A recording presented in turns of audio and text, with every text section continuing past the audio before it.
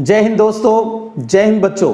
राजनीति विज्ञान के अंदर स्वतंत्र भारत की राजनीति वाली बुक में हम पढ़ रहे हैं आपका थर्ड चैप्टर नियोजित विकास की राजनीति। देखिएगा 1947 में देश आज़ाद हो गया, अंतरिम सरकार बनी, पंडित जवाहरलाल नेहरू देश के पहले प्रधानमंत्री बनते हैं। अब बात ये चली भी देश का विकास है वो किस प्रकार से चलेगा, विकास की जिम्मेदारी है वो किस पर रहेगी। तो अंततः सभी इस बात पर सहमत हुए भी ये जिम्मेदारी सरकार की रहेगी। तो भारत सरकार ने देश के आर्थिक और सामाजिक विकास के लिए नियोजित अर्थव्यवस्था के कंसेप्ट को अपनाया। इस नियोजित अर्थव्यवस्था के कंसेप्ट में भी उसने केंद्रीय नियोजन को अपनाया, यानी सेंटर जो गवर्नमेंट होगी वो देश के विकास के लिए प्लानिंग करेगी और इसके लिए स्थापना की गई योजना आयोग की, प्लानिंग कमीशन की स्थापना की गई। अब बहुत इंपॉर्टेंट है आज की अपनी ये वीडियो क्लास भी, योजना आयोग की स्थापना कब हुई। योजना आयोग की स्थापना होती है 15 मार्च 1950 को। 15 मार्च 1950 को भारत के अंदर योजना आयोग की स्थापना होती है और योजना आयोग के अध्यक्ष किसे बनाया जाएगा यह भी डिसाइड हो गया, वो प्राइम मिनिस्टर, यानी देश के जो भी प्राइम मिनिस्टर होंगे, प्रधानमंत्री जो होंगे वो योजना आयोग के अध्यक्ष होंगे।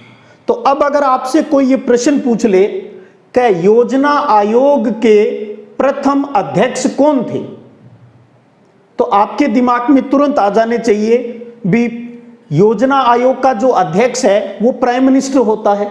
जब पहला अध्यक्ष कौन होगा, जो उस टाइम प्राइम मिनिस्टर होगा, तो उस time prime minister Pandit Jawaharlal Nehru. तो योजना आयोग के पहले अध्यक्ष भी कौन हो गए, पंडित जवाहरलाल नेहरू।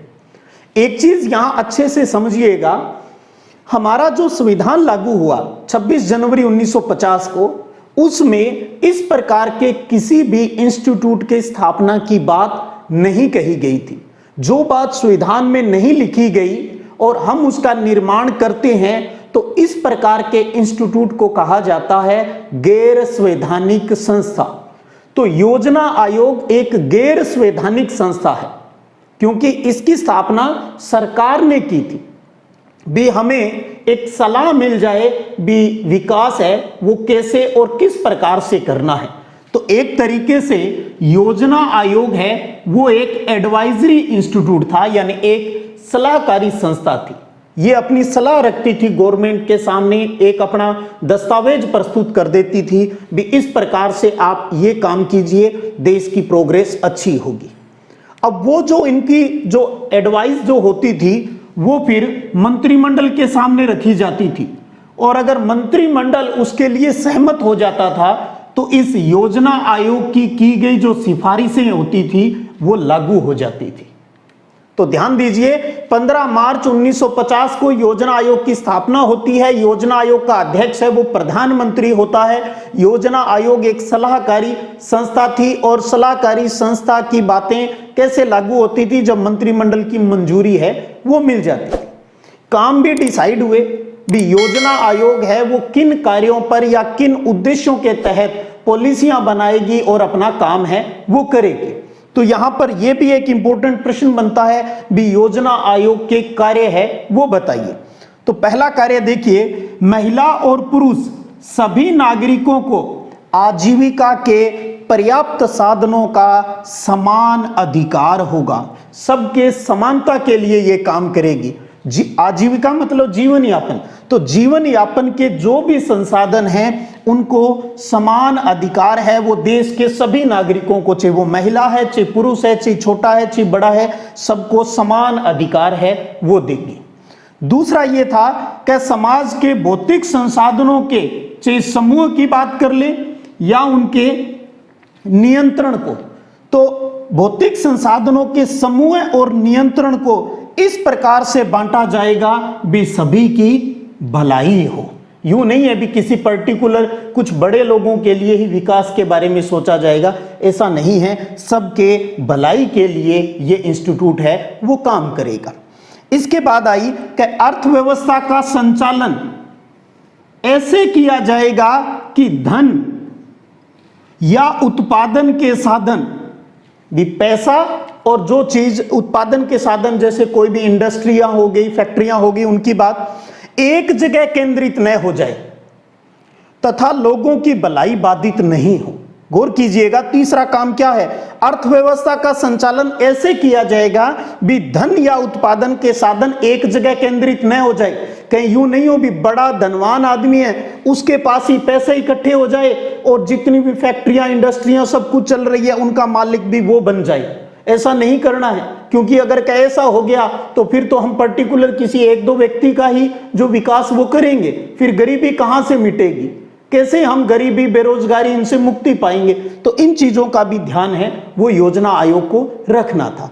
तो ये अपने आप में बोर्ड परीक्षा की दृष्टि से इंपॉर्टेंट प्रश्न भी बन जाता है भी योजना आयोग के कार्य बताइए। उम्मीद करूं आप समझ गए होंगे भी ये कार्य किस प्रकार से है। तो इस प्रकार 1950 में देश में विकास के लिए योजना आयोग की स्थापना की गई। बदलाव का दौर आया, लंबे टाइम तक देश में कांग्रेस की सरकार रही, योजना आयोग अपना काम है वो करता रहा। जैसे ही नई सरकार पूर्ण बहुमत के साथ बीजेपी सरकार आती है 2014 के अंदर, तो उन्होंने यहां पर कुछ परिवर्तन किया। योजना आयोग के स्थान पर एक नया इंस्टीट्यूट स्थापित किया, या यूं कह दूं भी इसी योजना का नाम परिवर्तित करके थोड़ा सा सिस्टम चेंज करके एक आयोग बनाया गया जिसका नाम रखा गया नीति आयोग। इंग्लिश में बात करें तो NITI। NITI की full form national institution for transforming India, Hindi में इसका नाम राष्ट्रीय भारत परिवर्तन संस्था, अर्थात बदलते भारत का इंस्टीट्यूट बनाया गया।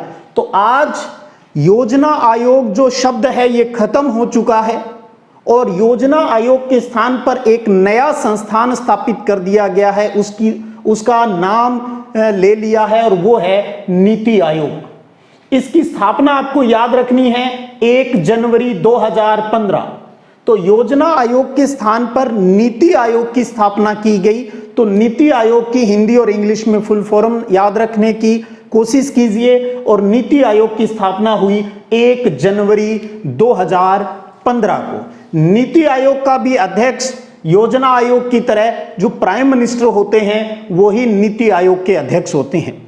और एक प्रश्न आज मैं आपसे जरूर पूछूंगा, जब जनवरी 2015 में देश में नीति आयोग बनाया गया तो उस टाइम अध्यक्ष कौन थे? तो प्राइम मिनिस्टर 2015 में श्री नरेंद्र मोदी।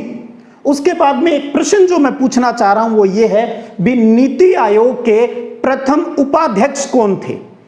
क्या आप बता सकते हो भी नीति आयोग के प्रथम उपाध्यक्ष कौन थे जिनका संबंध राजस्थान से रहा है? जरूर आपके दिमाग में आ रहा होगा, वो थे अरविंद पनगड़िया।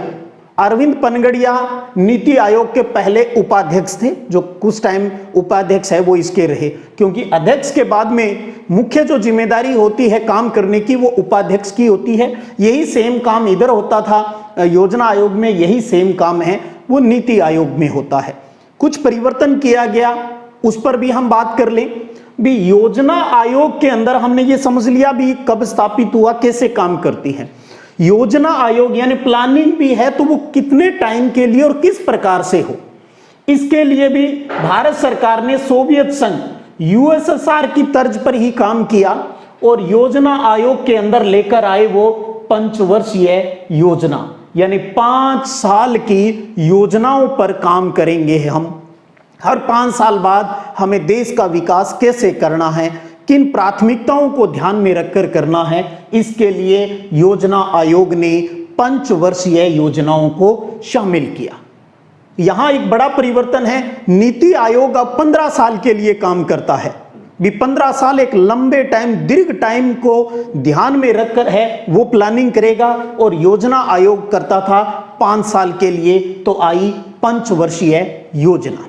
एक प्रश्न बन जाता है यहां पर आपका एक छोटा सा कि पंचवर्षीय योजना क्या है, तो ध्यान दीजिए, यह सरकार का एक दस्तावेज, सरकार एक दस्तावेज यानी एक डॉक्यूमेंट तैयार करेगी जिसमें अगले 5 वर्षों की आमदनी और खर्च भी, कमाई कैसे होगी और खर्च कैसे होगा, इसकी सारी योजना है वो इस पंचवर्षीय योजना में होती है। नाम में स्पष्ट है, पंच यानी 5 साल की 5 ईयर प्लानिंग की जाती है योजना आयोग के तहत 1950 में इसकी स्थापना होने के बाद। फिर क्या किया गया, इसके अंदर सबसे पहला काम यह किया गया भी केंद्र और राज्य सरकार को जो बजट मिलना है, जो पैसे मिलने हैं, उनके 2 हिस्से किए गए। एक हिस्सा रखा गया गैर योजना व्यय का और दूसरा रखा गया योजना व्यय का। ध्यान दीजिए, शब्दों का खेल है, गैर योजना और योजना। योजना का मतलब होता है जो 5 साल के लिए हम योजना बनाई, उस योजना में हमने प्रमुखता किन को देनी है, किस चीज को हमें प्रमुख रूप से बढ़ाना है। अगर उस पर खर्चा हो रहा है तो वो योजना व्यय है, वो योजना का खर्च है। उसके अलावा अगर जो और कोई खर्चे हो रहे हैं डेवलपमेंट को लेकर, वो गैर योजना व्यय है। तो बजट को केंद्र और राज्यों दोनों के लिए 2 मद बना दिए, गैर योजना मद और योजना मद। गैर योजना मद में क्या किया गया, वार्षिक आधार रखा भी 1 साल में आप इतना पैसा खर्च कर सकते हो, वो भी किस आधार पर, प्रतिदिन भी डेली के कार्यों को करने में आपको क्या जो पैसे चाहिए वो आप इस मद से यूज कर सकते हो। और योजना व्यय में आपको जो भी प्राथमिकताएं डिसाइड हो गई भी इस क्षेत्र में हमें इतना पैसा है वो खर्च करना है 5 सालों में, तो वो सारा पैसा प्राथमिकताओं के आधार पर 5 वर्ष में उस गवर्नमेंट को, केंद्र को और राज्य को अपने अपने हिसाब से है वो खर्च करना होता है। तो बजट के 2 हिस्से रखे गए। योजना आयोग ने पंचवर्षीय योजनाओं के माध्यम से गैर योजना व्यय और योजना व्यय, इन 5 साल की योजनाओं बनाने का सरकार को फायदा क्या, उसने क्या सोचकर 5 साल की योजना बनाई होगी। इसका भी लाभ था गवर्नमेंट को भी, सरकार है वो अर्थव्यवस्था में लंबे समय तक हस्तक्षेप कर सकती थी भी। 5 साल के लिए गवर्नमेंट पैसा दे रही है, स्टेट को भी दे रही है, तो वो 5 साल वहां पर हस्तक्षेप कर सकती थी भी, हाँ तूने ये काम ऐसे नहीं किया, ये करना है वो करना है। तो ये एक बहुत बड़ा फायदा था केंद्र सरकार को भी, अर्थव्यवस्था के अंदर वो लंबे टाइम तक अपना हस्तक्षेप है वो रख सकती थी। तो इस प्रकार आप ये समझ पा रहे हो भी योजना आयोग की स्थापना हुई, उसमें पंचवर्षीय योजनाओं को अपनाया गया, उसमें 2 प्रकार के बजट रखे गए, गैर योजना मद का और योजना मद का किस प्रकार से खर्च करने का अधिकार दिया गया।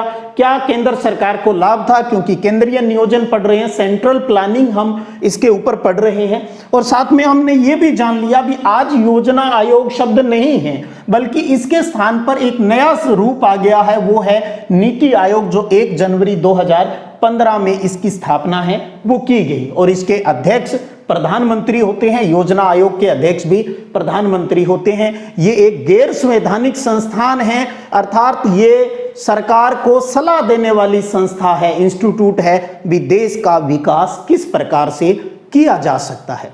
अब हम आगे बढ़ते हैं और बात करते हैं इन पंचवर्षीय योजनाओं की। पंचवर्षीय योजनाओं की भी 5-5 साल की योजनाएं कब से स्टार्ट हुई, किस प्रकार से इंडिया आगे बढ़ा, हम इनको एक एक करके आगे बढ़ाएं। आप अगर स्क्रीनशॉट लेना चाहें तो अब आप स्क्रीनशॉट ले लीजिएगा, और स्क्रीनशॉट ले लिया है क्योंकि नोट्स के रूप में उतार लीजिए, आपको बहुत फायदा मिलेगा रिवीजन के टाइम में, बहुत ही शॉर्ट फॉर्म में और अच्छे से वीडियो आप सुनकर इन नोट्स को आपको तैयार करना चाहिए, ये मेरी एक निजी सलाह है।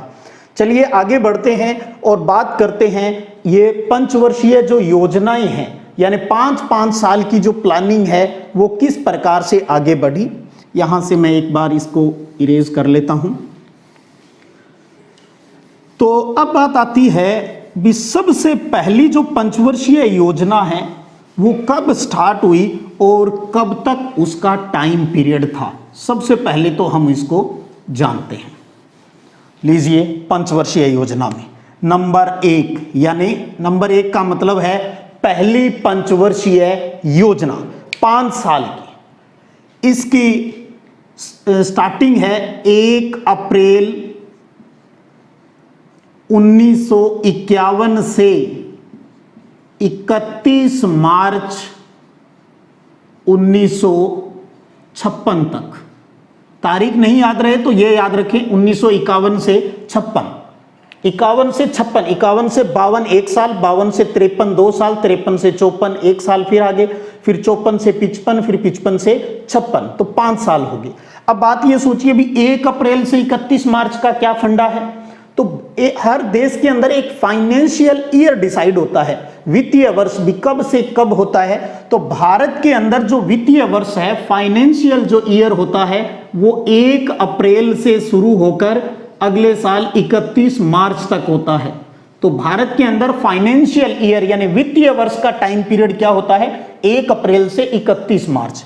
तो ध्यान रखिएगा, जब भी हम पंचवर्षीय योजनाओं की बात करें, किसी की भी करें, हमेशा ही उनकी स्टार्टिंग 1 अप्रैल से रहेगी और एंडिंग है वो 31 मार्च तक रहेगी।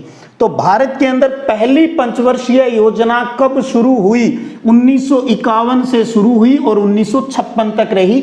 फर्स्ट 5 ईयर प्लानिंग, स्थापना 1950 में होगी। तो व्यवस्थाएं करने में थोड़ा सा टाइम है वो लगता है। अब बात आती है भी इस पहली पंचवर्षीय योजना में सबसे ज्यादा फोकस किसके ऊपर किया गया, तो ध्यान दीजिए यहां पर पहली पंचवर्षीय योजना में सबसे ज्यादा एग्रीकल्चर पर ध्यान दिया गया। एग्रीकल्चर के अंदर जिसमें सिंचाई वाली जो चीजें हैं उनके ऊपर है वो ज्यादा काम किया गया। जो नहरी जो प्रोजेक्ट है वो बनाए गए, बांध बनाए गए, बांध और सिंचाई के ऊपर इसके अंदर खूब काम किया। तो ध्यान दीजिए पहली पंचवर्षीय योजनाओं में सबसे ज्यादा फोकस किस पर रहा, एग्रीकल्चर के ऊपर रहा। दूसरी पंचवर्षीय योजना की बात करें, 31 मार्च 1956 खत्म हुआ, तो अगला दिन यानी 1 अप्रैल 1956 से, अब आप खुद जोड़ लीजिए, 56 से 57 1 साल हो गया, फिर 58 59 60 और 61, 31 मार्च 1961 तक ये सेकंड पंचवर्षीय योजना होगी। पहली 51 से 56, दूसरी 56 से 61।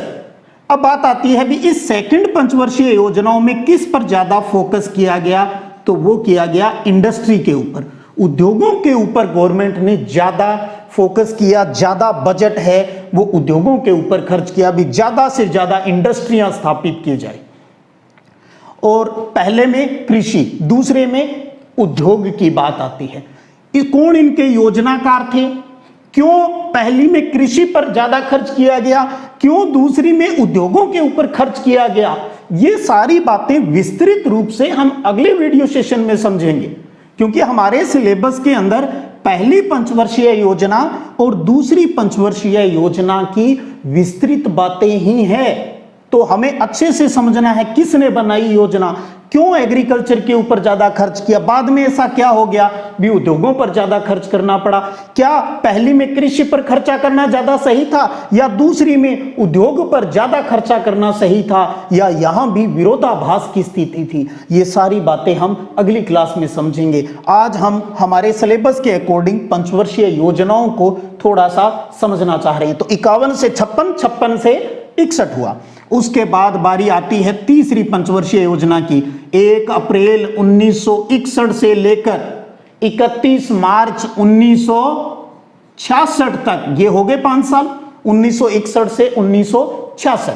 और यहां पर खाद्यान्न के ऊपर ज्यादा काम किया गया। अभी देश को खाद्यान्न की दृष्टि से आत्मनिर्भर बनाया जाए और बेरोजगारी से मुक्ति, बेरोजगारी उन्मूलन के ऊपर काम किया जाए। खाद्यान्न में आत्मनिर्भरता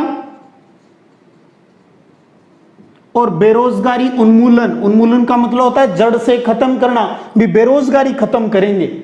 ध्यान दीजिए पहली में कृषि, दूसरी में उद्योग और तीसरी में फोकस किस पर रखा गया, खाद्यान्न आत्मनिर्भरता, यानी खाने की समस्या नहीं आई, अन्न की समस्या नहीं आए देश में, और बेरोजगारी दूर की जाए, अर्थात ज्यादा से ज्यादा रोजगार का सृजन किया जाए। ये फोकस किया गया कौन सी पंचवर्षीय योजनाओं में, तीसरी पंचवर्षीय योजनाओं में। लेकिन तीसरी पंचवर्षीय योजना में आप सोचिएगा टाइम पीरियड कौन सा है, 1961 से 1966 का। बहुत क्रिटिकल टाइम था इंडिया के लिए। क्यों था, 1962 की बात करें 1962 में भारत और चाइना की लड़ाई होती है, 1965 में भारत और पाकिस्तान की लड़ाई होती है। तो 62 में हम चाइना के साथ लड़े, 65 में हम पड़ोसी पाकिस्तान के साथ लड़े, और 1965 से 67 तक हमारे देश में सूखा पड़ गया, अकाल जैसी सिचुएशन आ रही थी, बारिश नहीं हो पा रही थी ढंग से। तो देखिए, हमने 5 साल की योजना बनाई, योजना में पैसा लगता है भाई, करोड़ों रुपयों की, अरबों खरबों रुपयों की बात आती है, लेकिन हम तो लड़ाई लड़ रहे थे दुश्मनों के साथ। तो वहां पर जब लड़ाई होती है किसी देश की तो सारा पैसा तो उधर चला जाता है। तो कैसे हम हमारी योजनाओं के ऊपर जो हमने डिसाइड किया भी इतना पैसा लगाना है, वो पैसा कैसे लगे? तो हमारी कमर टूट रही थी। सरकार को सोचना पड़ा भाई अब पंचवर्षीय योजनाओं को कैसा चलाएंगे। बुलाया योजना आयोग के अध्यक्ष साहब ने उपाध्यक्ष साहब को, भी अध्यक्ष तो पूरे देश का प्राइम मिनिस्टर भी है, कहां कहां इसके बारे में सोचेगा, मेन काम तो उपाध्यक्ष ही करता है। आइए उपाध्यक्ष जी, भैया पार नहीं पड़ेगी, हम तो लड़ाई लड़ रहे हैं और आप कह रहे हो इतना बजट केंद्र का रहेगा, इतना राज्यों को दे दो। राज्यों को जब बजट की घोषणा कर देते थे, राज्य फोन पर फोन, चिट्ठी पर चिट्ठी लिखते हैं, भाई हमें हमारा पैसा दो, हमें हमारा पैसा दो। पैसा नहीं है हमारे पास, अब बताओ क्या करना है। तो भाई योजनाकारों ने कहा भाई ये तो सिचुएशन खराब हो गई, तो ऐसे करते हैं, एक थोड़े टाइम के लिए हम इस अपने कंसेप्ट को 5 साल वाले को थोड़ा रोक लेते हैं या बंद कर लेते हैं। क्या नहीं, बंद तो नहीं करना है, अच्छा काम हो रहा है इस पर, हम इसको चलने दें। तो फिर पहली बार देश के अंदर क्या हुआ, 3 पंचवर्षीय योजनाओं के बाद एक बार पंचवर्षीय योजनाओं को विराम दिया। भाई तू थोड़ा सा रेस्ट कर। रेस्ट का मतलब 5 साल वाली प्लानिंग, हम 5 साल वाली प्लानिंग लेकर वापिस आएंगे, तब तक हम छोटी छोटी एक साल की योजनाएं बना लेते हैं, काम को नहीं रुकने देंगे, काम को नहीं रुकने देंगे। तो 3 पंचवर्षीय योजनाओं के बाद भारत के अंदर 3 एक वर्षीय योजनाएं हैं वो लाई गई। 1966 से 1967, 1967 से 1968 और 1968 से 1969। इसे कहा जाता है भारत के अंदर योजना अवकाश। योजना अवकाश यानी पंचवर्षीय योजनाओं को अवकाश पर भेज दिया 3 साल के लिए, ताकि हम थोड़ी सी उसके अंदर प्रोग्रेस है वो कर ले, क्योंकि हम युद्ध और सूखे से बहुत ही पीड़ित हो चुके थे। तीसरी पंचवर्षीय योजनाओं में जो हमने खाद्यान्न बढ़ाने की, बेरोजगारी दूर करने की बातें की थी, हम उनमें कामयाब है वो नहीं हो पा रहे थे। तो 3 पंचवर्षीय योजनाओं के बाद भारत के अंदर योजना अवकाश का टाइम आया और देश के अंदर एक साल की 3 प्लानिंग है वो की गई। 66, 67, 68 और 68-69। तो यानी आर्थिक संकट आ गया था उस टाइम, इसलिए हमें योजना अवकाश का जो है ये टाइम पीरियड लगा। 3 साल के बाद परिस्थितियां जैसे ही ठीक हुई तो हम वापस आ गए अगली पंचवर्षीय योजना के लिए, जो फिर आगे 69 से फिर चल पड़ी। चौथी पंचवर्षीय योजना, फिर 5वीं आ गई। तो ऐसे बढ़ते बढ़ते आज हम बात करें, बीच में हालांकि 2 बार गैप और भी आ गए थे, लेकिन वो कोई अवकाश नहीं था। वहाँ जो सरकारें हैं वो थोड़ा सा गड़बड़ कर रही थी, क्योंकि सरकार बदल गई थी। जनता पार्टी की सरकार आ गई, उन्होंने कहा कांग्रेस ने ये चलाया, हम इसको बंद करेंगे, हम हमारे हिसाब से चलाएंगे। तो वो कभी और किसी सिलेबस के अंदर उसको जानकारी को हम अच्छे से समझेंगे। अभी तो हम हमारे इस पाठ्यक्रम में जो दिया गया है उसी के अकॉर्डिंग। तो 3 पंचवर्षीय योजनाओं का टाइम पीरियड आपको ध्यान हो, किस में क्या प्राथमिकता रखी ये ध्यान हो। 3 के बाद क्या ऐसी सिचुएशन आई भी योजना अवकाश है वो हमें रखना पड़ा। तो अब ऐसे बढ़ते बढ़ते 5-5 साल की योजनाएं बनाते बनाते हमने अब तक योजना आयोग द्वारा जो पंचवर्षीय योजनाएं स्थापित की गई, क्या आप बता सकते हो भी देश के अंदर कितनी पंचवर्षीय योजनाएं हैं वो लागू हुई थी? तो आपको बताना चाहूंगा, योजना आयोग द्वारा जो पंचवर्षीय योजनाएं स्थापित की गई, टोटल 12 पंचवर्षीय योजनाएं हैं वो चली।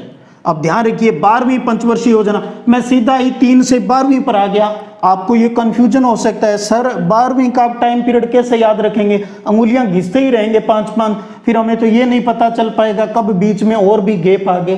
तो सीधा सा फंडा है, 3 तक तो याद हो गए ना, मैं हूं ना, मैं हूं ना, टेंशन क्यों ले रहे हो। 3 तक ये काम हो गया, अब मैं सीधा 12वीं पे आ गया। ध्यान रखिए 12 में चली थी और 12 में चल गई तो 12 से 13, 14, 15, 16, 17, 2017 तक चली। तो भारत में टोटल 12 पंचवर्षीय योजनाएं आई। 1 अप्रैल 2012 से 31 मार्च 2017 तक अंतिम पंचवर्षीय योजना है, जो 12वीं पंचवर्षीय योजना है वो रही। अब आप ये सोचेंगे सर, फिर जब आप ये कह रहे हो भी योजना आयोग के स्थान पर नीति आयोग आ गया था 2015 में ही, तो फिर ये 17 तक कैसे चली? आपका सोचना बिल्कुल जायज है। देखिए, जब मोदी साहब ने ये कहा भी हम नीति आयोग स्थापित कर चुके हैं, 15 साल की प्लानिंग करेंगे हम 5 वाला पहाड़ा नहीं चलाएंगे, हम तो 1 साल, 3, 7, 15 इस तरीके से हम लंबी 15 साल की पारी खेलेंगे। तो 1 जनवरी 2015 को आ गया, तो आप ये सोच सकते हो भी 15 में जब ये आ गया तो ये खत्म हो जाना चाहिए था, लेकिन नहीं। सरकार ने ये डिसाइड किया नया आयोग आ गया है, नया आयोग अपनी प्लानिंग स्टार्ट कर दे, लेकिन हम नीति आयोग की सिफारिशें तब लागू करना स्टार्ट कर देंगे जब 12वीं पंचवर्षीय योजना अपना काम है वो पूरा कर लेगी। तो कंफ्यूज मत होना, नीति आयोग तो 1 जनवरी 2015 को स्थापित हो गया था, लेकिन इसकी सिफारिशें कब से लगनी स्टार्ट हुई? 1 अप्रैल 2017 से, जब 12वीं पंचवर्षीय योजना का कार्यकाल है वो पूरा हो गया। तो इस प्रकार 1950 में जो स्थापित हुआ योजना आयोग और योजना आयोग द्वारा लागू की गई पंचवर्षीय योजना जो 1951 से स्टार्ट हुई और कहां तक चली? 2017 तक चली। इस प्रकार भारत के अंदर 12 पंचवर्षीय योजनाएं हैं, उन्होंने काम किया। अब आगे का काम है वो नीति आयोग देखता है, जिसे आपको याद है प्राइम मिनिस्टर नरेंद्र मोदी का एक नारा क्या, सबका साथ सबका विकास। ये नीति आयोग उनके उसी नारे की उपज है और सरकार के लिए एक थिंक टैंक के रूप में ये नीति आयोग है, वो कार्य अब कर रहा है। तो ये तो थी आज की योजना आयोग और पंचवर्षीय योजनाओं की उतनी जानकारी जितना आपके सिलेबस के अनुसार आपको पता होना चाहिए। अब एक आज का प्रश्न जिसका जवाब आपको नीचे कमेंट बॉक्स में देना है, वो है एक किताब का नाम, और आपके लिए इंपॉर्टेंट भी है और कहीं बोर्ड परीक्षा में आपसे पूछी भी जा सकती है, और वो किताब है economy of permanence. Economy of permanence ये एक इकोनॉमिक्स की एक बुक है, किताब है ये। इस किताब के लेखक का नाम आपको बताना है। नीचे कमेंट बॉक्स में आप सभी बच्चे ढूंढेंगे, ये गूगल बाबा से नहीं पूछना है, बस इतना ध्यान रखिएगा, किताबों से ढूंढना है। इकोनॉमी ऑफ परमानेंस, इस इकोनॉमिक्स की बुक के लेखक कौन है, ये आपको नाम नीचे कमेंट बॉक्स में बताना है। इतना बता सकता हूं, ये वो लेखक हैं जिनका जो कि योजना आयोग के मेंबर भी रहे हैं, योजना आयोग के वो मेंबर भी रहे हैं। तो बहुत ही अच्छी बुक है, आपको इसका नाम किताब में ढूंढना है और इसका जवाब मुझे कमेंट बॉक्स में देना है। मैं वेट करूंगा, कमेंट आपके ज़रूर मैं पढ़ता हूं, जहां ज़रूरी होता है वहां जवाब देता हूं। आप समझ सकते हो भी इतना वर्क करने के लिए अब हर का जवाब नहीं दिया जा सकता। आप सब बच्चे इतने मैच्योर जरूर हो भी समझते होंगे इन चीज़ों को। तो ये थी आज की अपनी वीडियो क्लास। अब जैसे कि मैंने बताया, हमारे सिलेबस में 2 पंचवर्षीय योजनाओं का विस्तृत अध्ययन है, क्योंकि हम हमारे देश के अंदर किसी कार्य को चलाने के सिस्टम के बारे में ही तो पढ़ रहे हैं। तो जब हम 2 पंचवर्षीय योजनाओं के सारे सिस्टम को समझ लेंगे तो अब भारत किस प्रकार विकास के पथ पर आगे बढ़ा, विकास के रथ को कैसे आगे बढ़ाना स्टार्ट किया, तो वो सारी चीजें आपको क्लियर हो जाएगी। तो अगले वीडियो सेशन में हम पहली और दूसरी पंचवर्षीय योजनाओं को विस्तृत रूप से समझेंगे, इनमें अंतर करने की कोशिश करेंगे, कौन सा ज्यादा बढ़िया था और क्यों बढ़िया था, और इन दोनों पंचवर्षीय योजनाओं में जब कृषि उद्योग के ऊपर प्राथमिकता रखी गई तो उस टाइम क्या विवाद है वो उत्पन्न हुए और उन विवाद का निपटारा है वो किस प्रकार से किया, और आगे की और भी कोई विवाद है उसके बारे में भी हम अच्छे से जानेंगे।